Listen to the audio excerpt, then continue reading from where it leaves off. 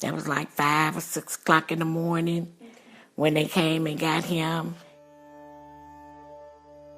I don't remember who this lady was, but she came to me and told me, your son looking to serve life in prison. I said, what did he do? And stuff. She said, the 3rd strike. So I ain't know nothing about no 1st or no 2nd, no 3rd strike. And every time I think about it, I get so emotional. I know he was going to get some time, but I didn't know that he was going to get life. How he going to get life? He ain't murdered no one. People that murder people don't even get life. I hope that Obama look at this and release him.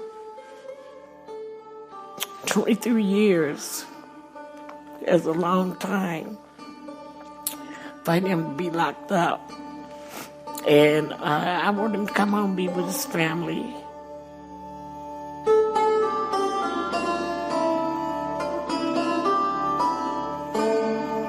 Are we doomed to repeat the patterns of our past?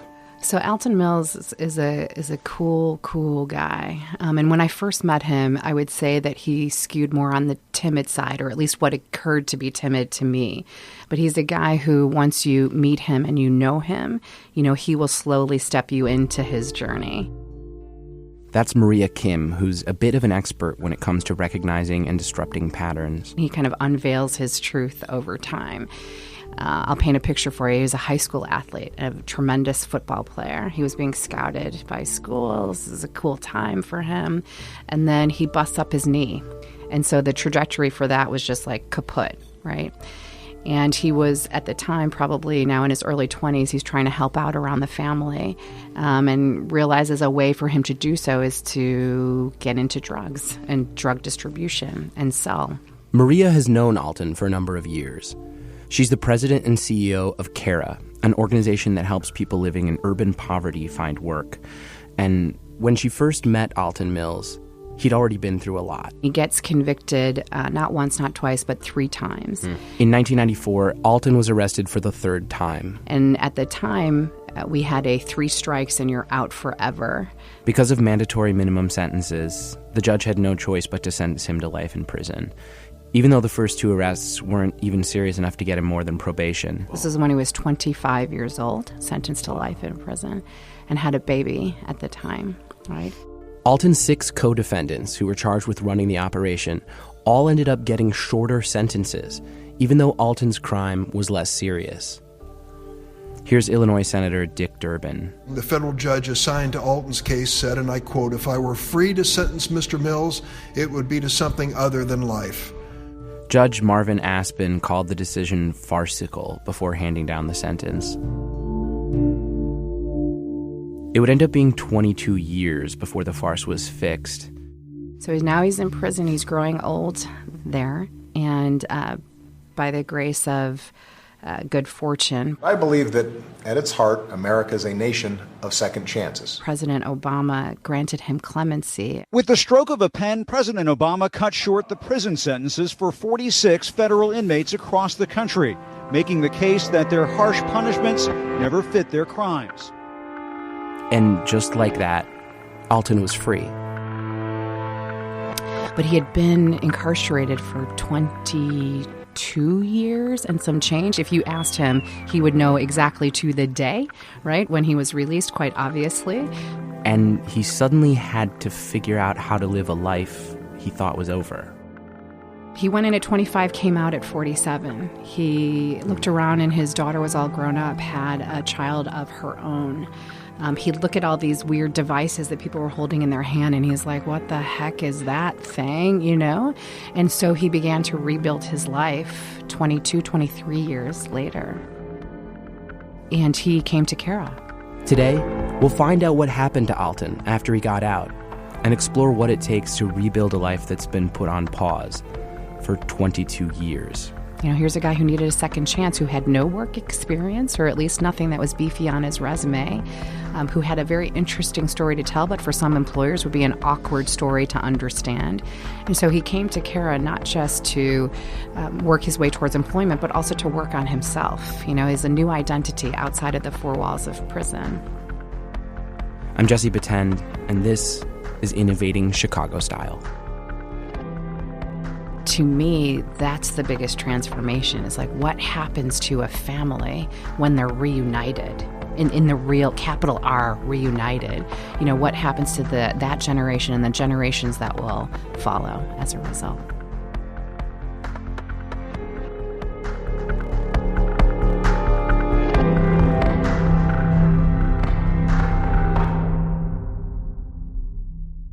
I was working in an insurance firm for about 14 years, in the end as the head of technology for that company. And then a little thing called 9/11 happened. Can you see a guy at about 4,000 feet, about 5 east of the airport right now? Looks like he's... Yeah, that's him. That's another situation. What kind of airplane is that? Can you guys tell? I don't know. I'll read it out in a minute. Another one just hit the building. Wow. Wow. Another one hit it hard. Another one just hit the World Trade. The whole building just came apart. Holy smokes. And when something like that happens, obviously you can't help but take stock. Like, am I doing what I'm supposed to be doing? If my walk around the sun is this fragile, right? Am I doing my vocation? I saved money for a couple of years, tried to figure out what do I want to be when I grow up, and came upon Cara. And it was this amazing combination of both mission, real heart, and also business. Like, we don't like to be considered a charity. We're actually a social purpose organization really trying to operate as any other private enterprise. And so how are we using both the head and the heart in harmony with each other to help folks affected by poverty get back to work? And I was sucked in from moment one, and here I am 12 years later. While 9/11 was the event that would eventually bring Alton and Maria together, of course, Alton's experience of that day was very different. By the time Maria came to Cara, Alton had already been in prison for nearly 15 years. The day that he got sentenced, I didn't go because I couldn't take it, because I know he was going to get some time. That's Alton's mom, Marcia Mills, who's also the voice you heard earlier. I just took it one day at a time. Marcia says the reality of what had happened to her son took a long time to sink in. 10 years, actually. And in the meantime, they talked on the phone every day. Sometimes he called me 2 and 3 times a day. And I like when he called and said, "Hey, beautiful lady." Make my day go good. Yeah. And when they weren't talking, Marcia was imagining what it'd be like to have him come home. His daughter, Danielle, she graduating out of college. So hopefully he'll be home to see her graduate out of nursing school. But he gonna stay here until he get himself settled.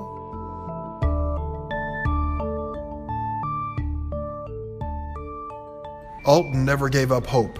He found an incredible, dedicated, talented public defender named My Angel Cody. She fought for a second chance for Alton. That's Illinois Senator Dick Durbin. He spent a lot of his political career pushing for criminal justice reform, including fighting to lower the much harsher penalties for crack cocaine possession, the drug Alton was selling. Crack cocaine was punished much more harshly than powdered cocaine, and those harsh penalties overwhelmingly affected Black and Latino communities. Alton's story was right up Durbin's political alley. After learning of Mr. Mills' story and meeting with his family and attorney, I wrote President Obama in support of Mr. Mills' petition for commutation of his sentence. Last year, just before Christmas, President Obama commuted the remainder of Alton's sentence. Alton was out, and he eventually landed on what he wanted to do next with his life. He got a new dream.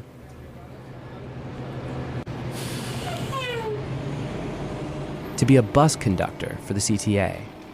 And while that might seem like a slightly modest dream, The road from prison to a bus seat is a lot longer and harder than it might seem at first blush. One of the first stops on Alton's route was Kara. In the first critical weeks of the program, we talk about things like love. We talk about forgiveness. Who do you need to forgive in order to really focus on your future? And of course, Alton had a lot to forgive. Here he is shortly after his release, talking with Senator Dick Durbin. It took 30 seconds for people to come up with a law that was completely unjust. Now it's going to take 20-some years for them to make it right. But what about the people that indeed, over 20-some years, in prison, like myself?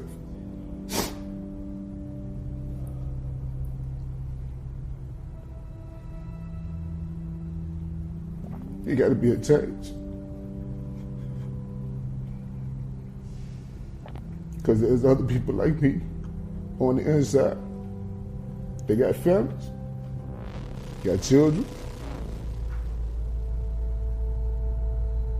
that need to be home.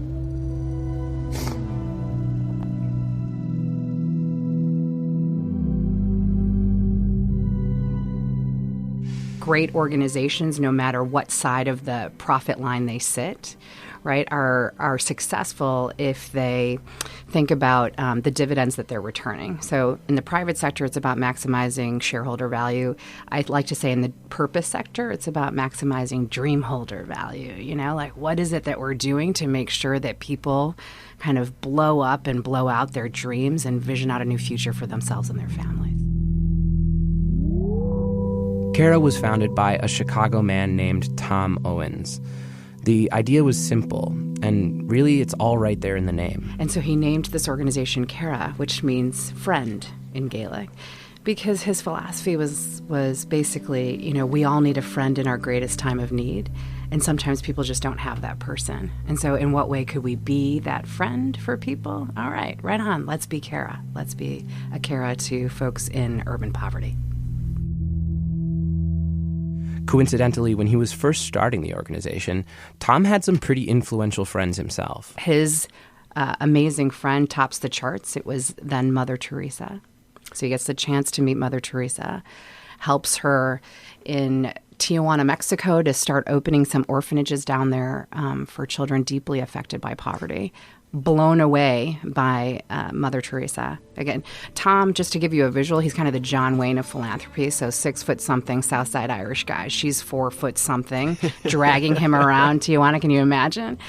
And she's like telling him what to do, where to go, etc. And he is blown away by her tenacity and her fight against global poverty. But he also comes home somewhat like, I love that we did that over there, but what are we doing right here in Chicago? Where Tom landed was that the best way to help people in poverty living in Chicago was to focus on access and opportunity, while also making sure they were ready when the right opportunity came.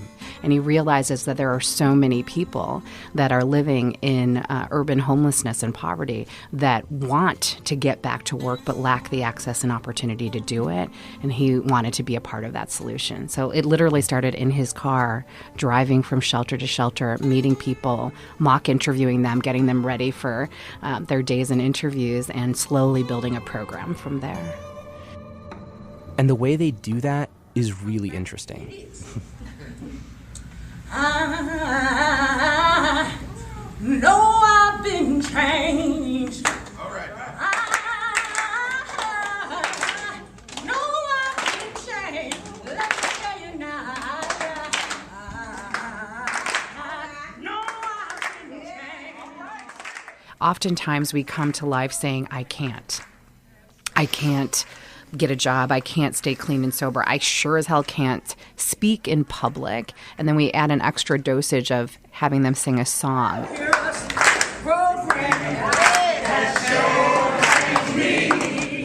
And people will be like, hell no, I can't sing in public either. There's all these I can'ts that are toxic in our brains. Huh. And our hope through that exercise is let's dismantle the I can'ts. What are some of the most popular songs people sing? Yeah, right on. Papa was a Rolling Stone. We get a lot of like I love you, like the dinosaur song or whatever. Barney song, Barney song. So I mean, we're all over the place. It That's doesn't awesome. matter if you sing well. It's more that you do that which you think you cannot. And when somebody is in the middle of that circle and all of these eyes are looking at them and all these eyes are like, yeah, they realize I am a leader.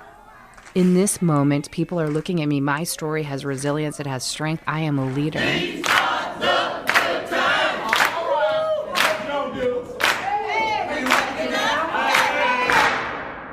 A felony is a story in one word. This person messed up bad. Helping someone like Alton to believe in themselves again is already hard. And it's made harder when the circumstances of that release are so public and so political.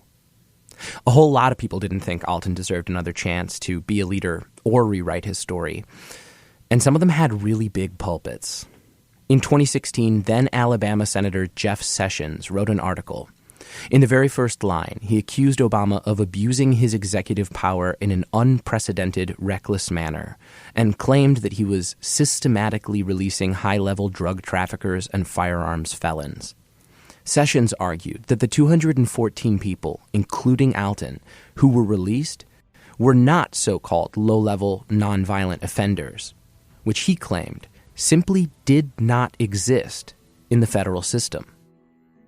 To Sessions, the version of Alton that Maria and the folks at Cara knew. An amazing young man who now is celebrating his first year of employment at the Chicago Transit Authority. Simply didn't exist.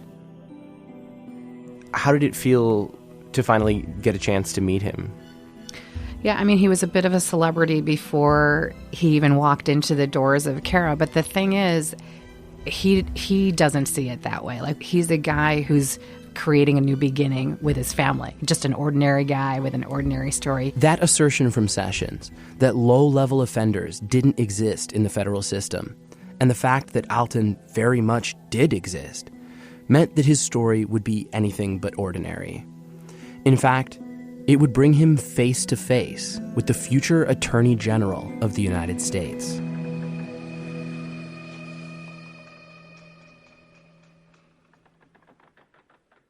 So Alton is working his way through the program. And then in 2016... I, Donald John Trump, do solemnly swear that I will... Alton's story became relevant again. President-elect Trump naming his choice for Attorney General and drawing fierce criticism for it almost immediately.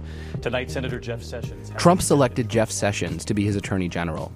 Even without the president's comments describing Mexican immigrants as rapists and promising a Muslim ban, Sessions' nomination would have been controversial. Republican Senator Jeff Sessions, the first U.S. senator to come out in support of Donald Trump, was a U.S. attorney in Alabama. So a quick update on Jeff Sessions. Back in 1986, Ronald Reagan nominated Sessions to be a federal judge.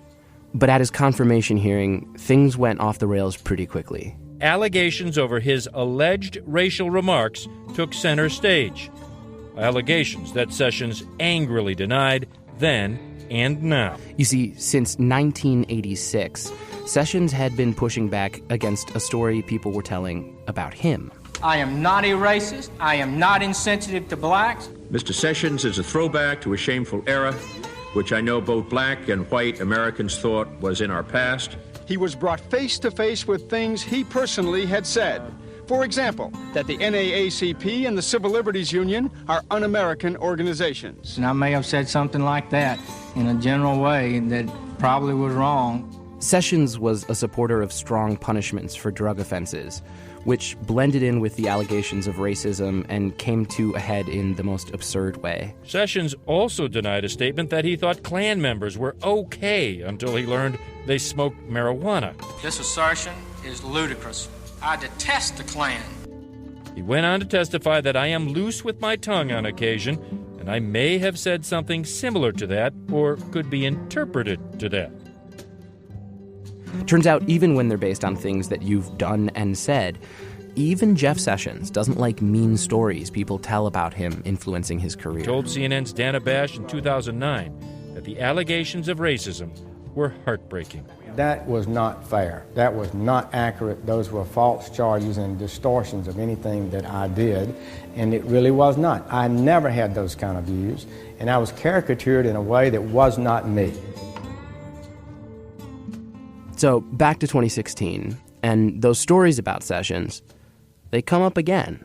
People have fairly promptly tried to label you as a racist or a bigot or whatever you want to say. At his confirmation hearing for the Attorney General position, Senator Lindsey Graham asked Sessions about those stories. How does that make you feel? Well, it does not feel good. Before Sessions can properly answer, a group of protesters interrupt.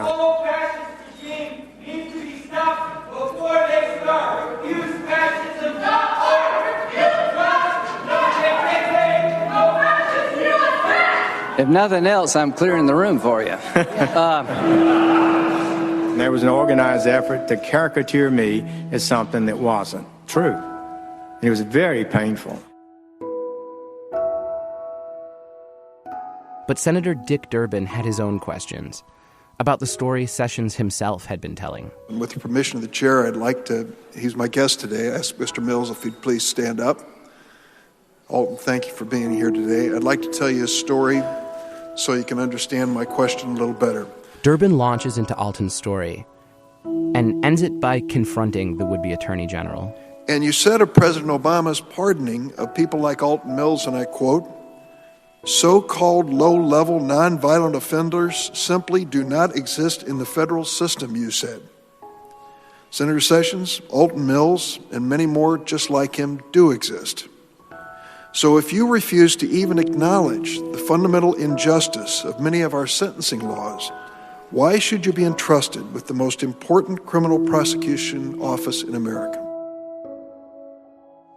He went on to press Sessions about the other people still in prison, still serving out mandatory minimum sentences. And when I ask you to join Senator Grassley and me in permitting the almost 5,000 still serving under this unfair 100-to-1 standard to petition individually for leniency, you refused. Sessions almost seems to take offense. Senator Durbin, I think that's rather unfair based on our relationship and how we work together. Sessions never commented on Alton's case, never corrected the record about people like him not existing. He didn't even address Alton in the room that day.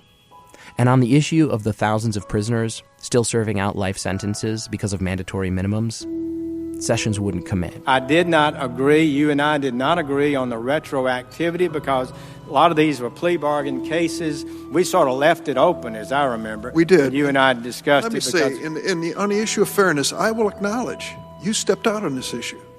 And now we have 5,000 prisoners sitting in federal prison, still there under this brutal, unjust 100-to-1. And all I've asked, and all Senator Grassley's asked, allow them as individuals to petition to the judge, to the prosecutor, to the Department of Justice, so that their sentences could be considered. That's something you've opposed. So in fairness, tell me why you still oppose that. Instead, Sessions kind of puts it back on Durbin. It's not the Attorney General's decision about when and where a mandatory minimum is imposed and whether it can be retroactively altered. So I will follow any law that you pass, number one. Number two, I understood the sincere belief you had on that issue, and it was a difficult call, and that's why we really never worked it out. The part of the question that Sessions very clearly didn't answer was whether or not he thought people like Alton should get another chance. And the suggestion that he would follow any laws the legislature passed was a particularly obvious dodge, considering what had happened just 1 year before. In 2015, both the House and the Senate approved a bill that would retroactively apply the Fair Sentencing Act to some cases where prisoners were serving out mandatory minimum sentences.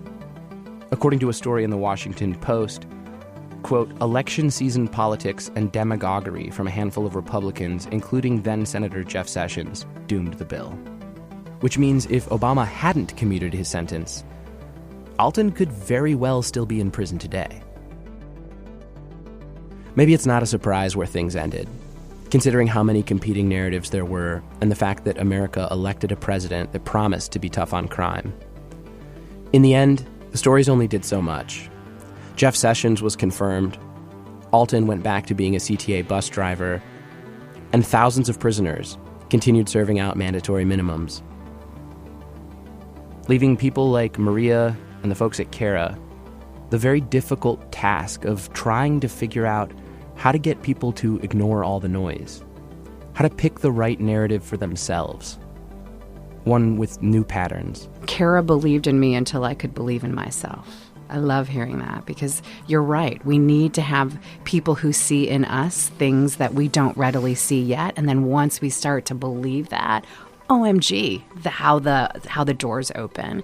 In the meantime, all Maria can do is tell her own story. I'd say to an employer like, hey, our 1-year job retention rates outpace national norms by over 20 points. And wait for people to notice.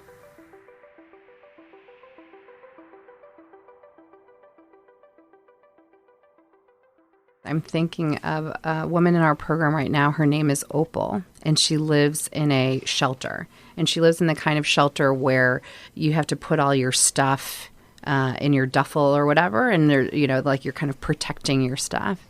And so when she first came into the community, you can imagine here's a person who is very used to protecting myself. Now we're saying, like, get uncomfortable, plug into this group. It's going to be fabulous. Your bestie is right around the corner. And she is like, no, And I think what I learned from that moment is that our job really is to seek first to understand, what is the space from which this person is coming from.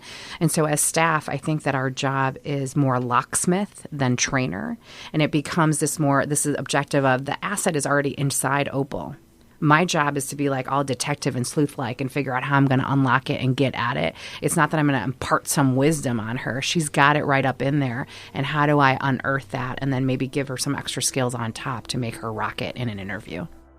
This might be too on the nose, but that picture is very, very clear of you can't just jam something into a lock, the key's got to fit. Yeah. And so your job is really to take a look at what's inside and figure out exactly what it takes to open it up.